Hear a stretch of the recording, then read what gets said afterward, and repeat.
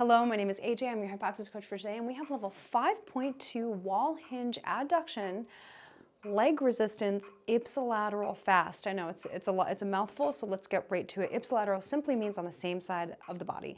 So I'm going to stand on the yellow band, and I'm going to put the band in the same hand, and that left hand. I'm standing on my left foot, and the band is in my left hand. Now, if you're working with a hypoxia coach and they've prescribed a very specific resistance for you, follow the prescription for you based on your assessment and your strengths. Otherwise, this is a perfect starting place with this light resistance to learn this movement and get strong at this movement. So put the ball between the legs, and you're standing on your left foot. The right foot is on the wall behind you. Wall resistance is happening the whole time.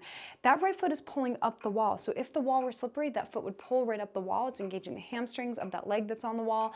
And I'm starting here with my right hand behind my head. Hypoxic head stance is pressing back into my hand and also simultaneously getting lifted up. Now I'm taking in as much of my panorama as possible when I'm upright, and I'm equally weighted on all 3 points of my foot tripod. That's my big toe, pinky, and heel on the supporting foot. Now as I hinge, I'm going to stare at my knee, and I'm going to make sure that that knee is pointing a laser over my third toe. Don't let your head drop forward. You want to keep that head pressing back into your hand as you stare at the knee.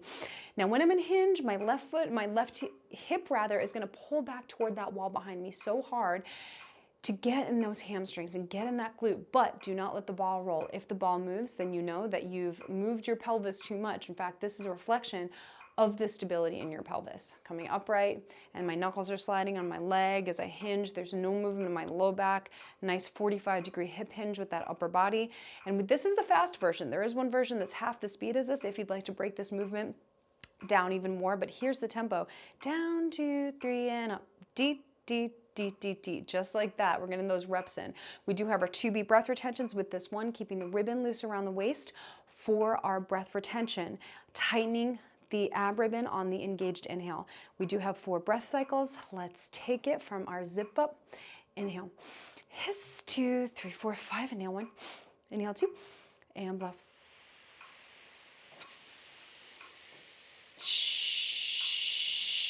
Loosen the ribbon. Hold the breath for 2.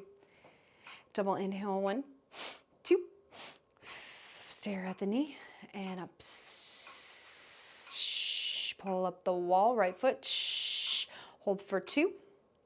Double inhale 1, 2. Slide the knuckles on the leg. Hold for 2. 1, 2. Double inhale 1, 2.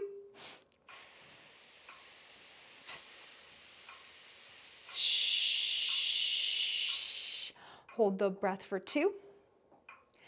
And finish. Whew, I know, a lot in the glute. Now at this point, repeat the exercise on the other side. You can either rewind the video about 60 seconds so we can perform it together on the other side, or wait 15 to 30 seconds and repeat it on your own.